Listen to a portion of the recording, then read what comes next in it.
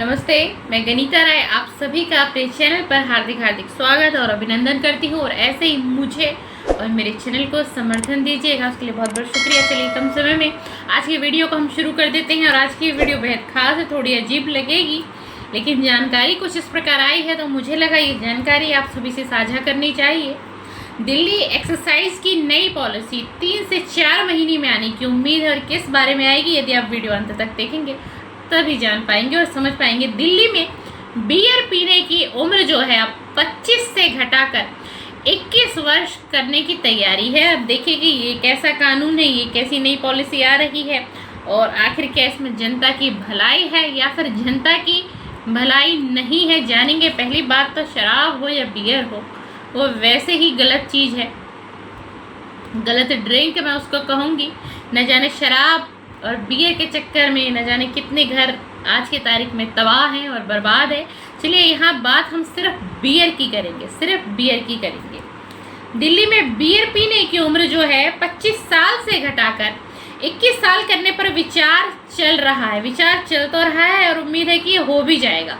आने वाले 3 से 4 महीने के अंदर आपको इसकी जानकारी भी प्राप्त होगी सोशल मीडिया के थ्रू।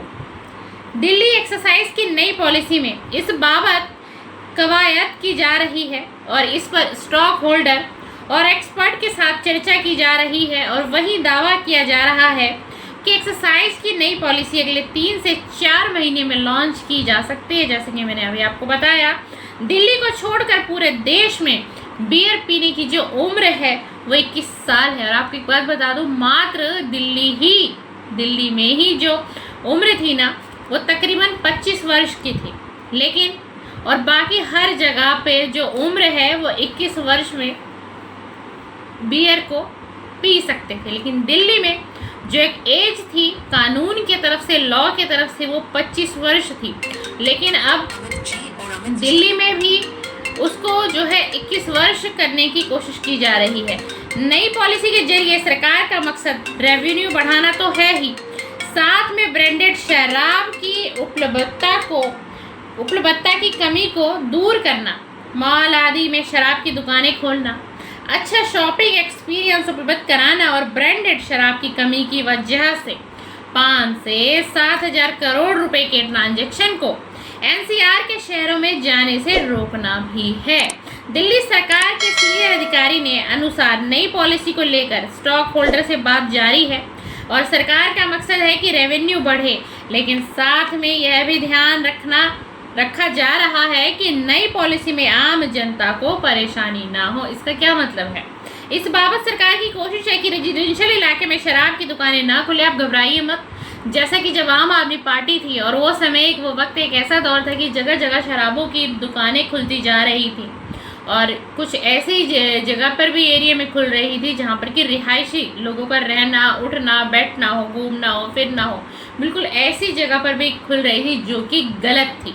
तो अब ऐसा बिल्कुल भी नहीं होगा। जो सरकार अगर कहीं खोलेगी भी तो इस चीज़ को ध्यान में रखकर कोई मार्केट या किसी ऐसे ही जगह पर खोलेगी, उस जगह पर नहीं खोलेगी जैसे कि जब आम आदमी पार्टी के समय में जगह जगह पर ये खुल गई थी, जिससे कि बहुत ज़्यादा आम आदमी पार्टी ने नुकसान भी झेला और आम आदमी पार्टी को ये शराब ने डुबो भी दिया।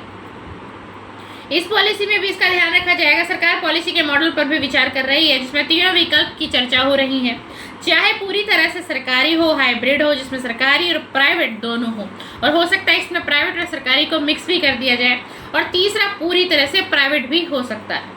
एक अनुमान के अनुसार वर्तमान में शराब की बिक्री से 7 से 8 हजार करोड़ रुपए का रेवेन्यू आता है। देखिए, 7 से 8 हजार करोड़ का रेवेन्यू सरकार को आता है, तो फिर सरकार कैसे बंद कर देगी? बंद कर ही नहीं सकती। सबसे ज़्यादा प्रॉफिट ही यहीं से आता है सरकार को, जो 12 से 13 हजार करोड़ रुपए का होना चाहिए।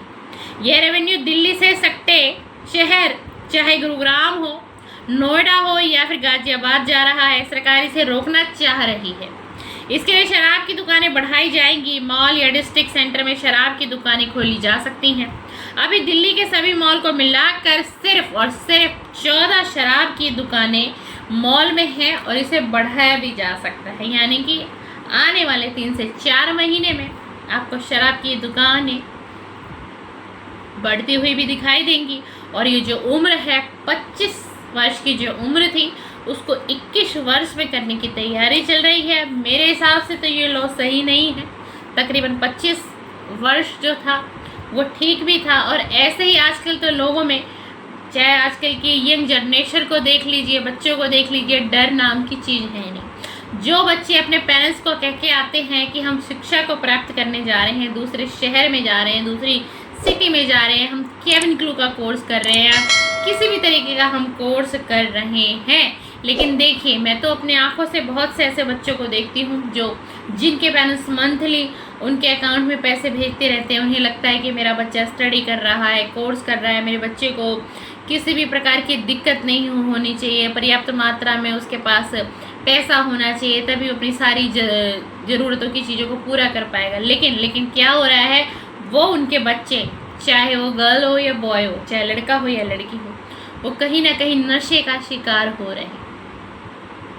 स्मोकिंग, बियर, शराब, वाइन, हर तरीके से। लेकिन क्या कर सकते हैं पेरेंट्स वहाँ नहीं है, पेरेंट्स अपने बच्चे को नहीं देख रहा, चाहे उनकी बेटी हो या बेटा हो।